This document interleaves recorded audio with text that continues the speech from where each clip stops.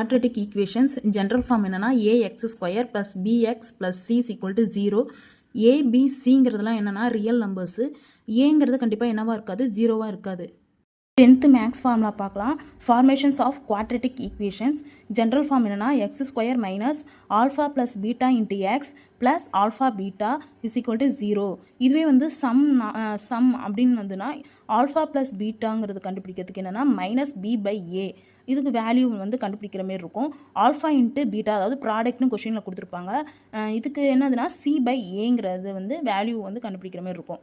அதை வச்சு இந்த ஜென்ரல் ஃபார்மில் போய் சப்ஸ்டியூட் பண்ணால் உங்களுக்கு ஈஸியாக நீங்கள் வந்து இந்த ஈக்குவேஷன் கொண்டு வந்துடலாம். அடுத்தது பார்த்தீங்கன்னா square root of quadratic equations. இதுக்கு ஃபார்ம் என்னன்னா delta is equal to b square minus 4ac.